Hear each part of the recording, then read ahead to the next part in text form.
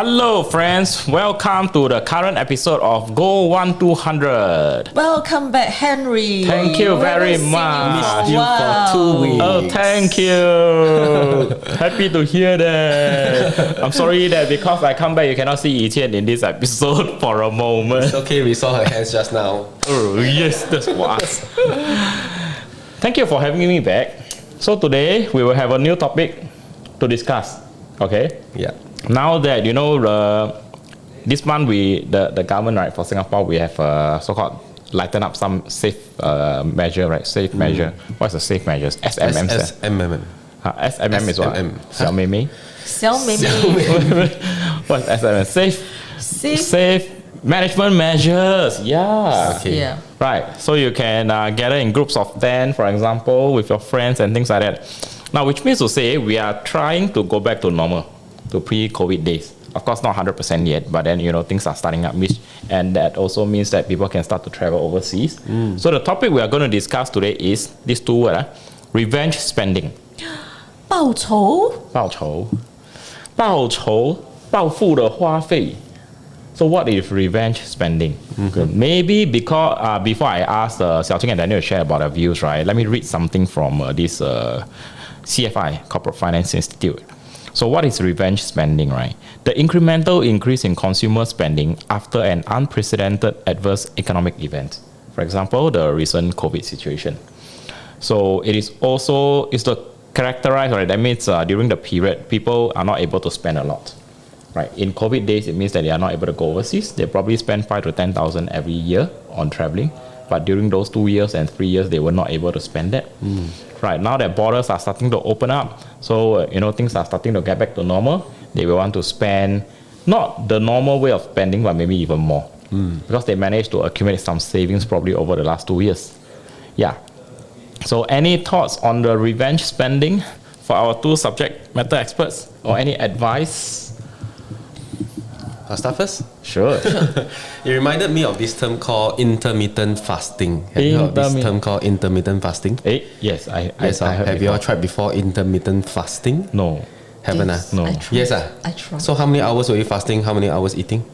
I think it was 168 168. 168. So 16 hours of fasting, 8 hours of eating. 16 hours of fasting, 8 hours of eating. 8 Okay, hours good. I of tried fasting. 16 hours of eating, 8 hours of fasting. 16 That hours. was two. That's intermittent eating, not intermittent fasting. Like that I also, Intermittent eating. like that I also fast. Huh? I slept 8 hours. Correct lah. That's a normal day. So anyway, back to intermittent fasting. It's 16 hours not eating, correct? And 8 hours of eating. So I tried this also 168 before. And I realized after 16 hours of not eating, right? I gave myself the justification that I can eat anything that I want. Since I have not had any calories for the last 16 hours. So I remember I tapao McDonald's meal. I think it was McCrispy or something, upsized with extra large fries. I see. And then I finished the meal and I felt so good about it. Awesome. But the intermittent fasting actually did not allow me to lose weight. Yeah, I tried that for about I think 3 weeks. 1 day surely don't work.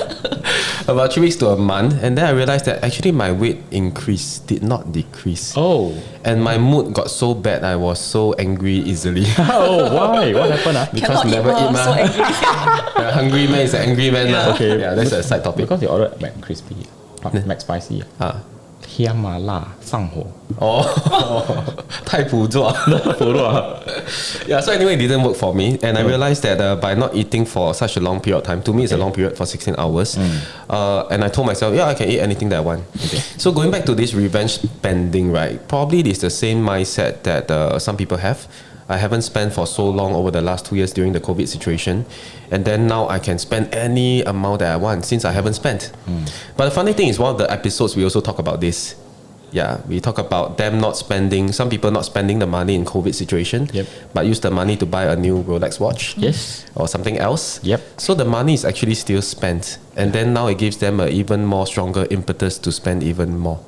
Yeah, so I guess this Absolutely. revenge spending is very real and we have to take note of it. Yeah. Very good point. So I just touch on a little bit just now what Daniel mentioned, right? Because they actually spent during the COVID period. It's just that probably there's 3,000 to 5,000 is not spent on travel. Probably they spend on some other items, maybe even more luxury dining, right? Yes. During this period of time. Yeah. But they may not feel it because somehow it's still not traveling. Correct. So when it comes back to pre-COVID days, they will want to go and travel. So it's actually a sort of like a double whammy. It is. It's like a illusion that you are not able to spend during COVID. But the fact is, we have been spending Yes. online purchase, online shopping, a lot of things that we have been buying online and not physical. So it's true that it's going to be double whammy, which is quite scary. And I think the most scary thing is not about this term called revenge spending. It's about not being aware that we are going to this revenge spending. Yeah, so in Chinese we say 冤冤相报何时了呢? 没完没了. Yeah, and it's going to be a very vicious cycle whereby we keep on spending. And one of the episodes we talk about subconscious wealth building. Yep. Yeah, because when the subconscious is about spending, no matter how long you're in that situation, you just can't wait to spend, can't wait to travel, can't wait to get out. And I feel the root of the issue is not being happy. That's why you want to find an outlet to be going out on vacation, to be distressing from work, to be giving yourself a break. And the root issue is that we are not happy. So I was reading through an article recently. It was clearly stated that in fact in Singapore, we have the most unhappy workforce in the whole world. In fact, I think we are ranked second after UK. So I guess the root issue is that when someone don't feel happy at work, feel that there's a lot of immense stress and pressure, they are finding an outlet. And then when they go out there to be spending, to be going out on vacation, spending a few $1,000s, and then thereafter coming back to face reality again, they still have to go through the unhappiness at work and the pressure start to accumulate again. Yep. And the worst thing is that the pocket is going to burn a hole as well because of that. So it's really a no-win in that situation. Yeah. And that's a very interesting point. So I think just mentioned, when they go overseas, they spend already, right? And then they come back. Actually, they may not still have the happiness, right? Yeah. So I realized one thing also. I realized that, in the past, there were some friends when they go overseas. So once they come back from the holiday, right, they need to take 1 or 2 day leave before they go back to work. Yeah, it is sort of like a, what's that word to use? I know, Emotional. withdrawal syndrome. Withdrawal syndrome. Not emotional adjustments. Emotional adjustment, yeah. New orientation. Oriented back to work mentality. Yeah. And then I have also another friend, right? This friend of mine, I think currently has a net worth of about $500,000, mid-30s. Okay, so for him, right, when he come back from overseas, the next day he's looking forward to go back to work. That's it. To him, going overseas is just a way of maybe, once a while recharge, or just going overseas and learn new things. That's all. But he's okay with his work. He's happy with his work. Yeah. So I guess some telltale sign of whether you are going to revenge spending is that after spending, do you actually feel that you are recharged, or do you feel that is sian and you want to spend even more? So if you are going through into that spiral whereby the more you spend, the more you feel that you need to spend more, and you don't realize that you are burning a hole in the pocket, I guess that's where you really need to be aware of where you're heading to. Maybe we'll feel recharged as long as they haven't go back to work. Then the happy feeling is still there. After charging, then discharge for 1 week. Then burn out. Then burn pockets. Wow, quite likely. That's a good one, I mean, I think so lah. In the past, when we were studying, Saturday nights were the happiest night. Why? Because you're thinking, wow, night time ready, jialat. Then you suddenly, tomorrow is Sunday, huh? Okay lah, can lah. One more day. Happy. One more day. That kind of. Yeah, I totally agree with Henry. If we enjoy our work, we actually look forward to going back to work. We will not want to find outlets whereby we can escape from work. If you do, I guess it's a very clear telltale sign that the root cause may not be where you think it is. It could probably be what is giving you the unhappiness now that you need to spend that money. And hopefully, that unhappiness, which you try to spend money once a while, it does not affect your health as well. over the long term. Like I guess yesterday we were listening to this very established coffee shop owner, and he was very generous in sharing his success story. So to him, he clearly mentioned that success is not about money. It's not something that can be measured from a financial aspect, but to him, it's about cultivating himself, being able to fulfill his filial piety to his parents. And in fact, reading was something that came up a few times when he was sharing about his success story. Yep. So in fact, success is that simple. And to him, success is being able to lead the simple life that he had when he was a little boy, that the very pure and simple lifestyle that he was leading. That is the kind of success that he defined himself to be.